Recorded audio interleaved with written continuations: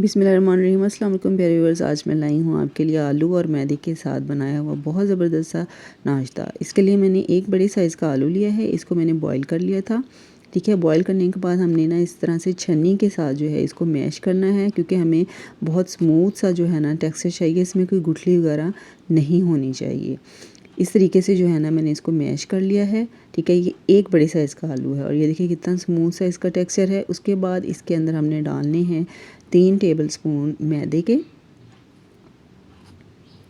ठीक है, 3 टेबलस्पून मैदे के डालने के बाद ना इसको हमने ना अच्छी तरह से गूंद लेना है। इसको हमने इसकी डो बना लेनी है। ठीक है, हाथ के साथ जो है ना वो ज़्यादा बेटर जो है आप अच्छे तरीके से जो है गूंद सकते हैं। और उसके बाद इसमें ना 1 टेबलस्पून मैंने ऑयल का डाला है।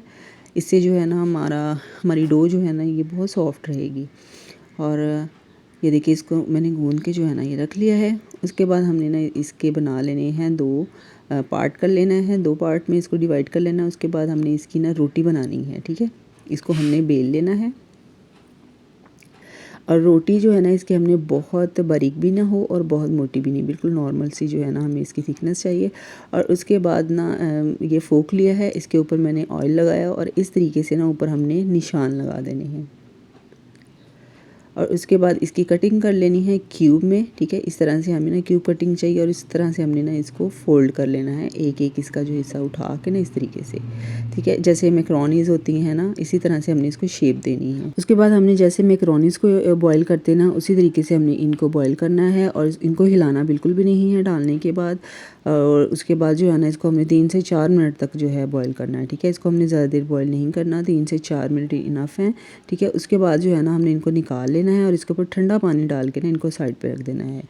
उसके बाद मैंने 2 टेबलस्पून ऑयल के लिए हैं, इसके अंदर 2 कलियां लहसुन की बिल्कुल बारीक बारीक काट के डाली हैं और साथ ही इसमें जो है ना छोटा सा प्याज डाल दिया। ठीक है, उसकी भी हमने कटिंग जो है ना बिल्कुल बारीक करनी है। इनको हमने ना थोड़ी देर फ्राई करना है। जब इनका कलर चेंज शुरू हो जाए उसके बाद हमने इसमें डालना है 1 टेबलस्पून जो है ना सोया सॉस डालना है। ठीक है, उसके बाद इसमें थोड़ा सा नमक डालना है, वो आप अपने टेस्ट के हिसाब से डाल लीजिएगा। और चिली फ्लेक्स डालने हैं। उसके बाद 4 टेबलस्पून इसमें मैंने केचप के डाले हैं। ठीक है, केचप आपने लाजमी डालना है। 2 से 3 मिनट पकाने के बाद इसके अंदर अब हम डालेंगे आलू और मैदे से बनाई हुई मैकरोनीज़ डालेंगे इसके अंदर। ठीक है, ये डालने के बाद जो है ना इसके अंदर हम डालेंगे थोड़ा सा ये हरा लहसुन था मेरे पास बारीक बारीक काट के, वो डालना है इसमें।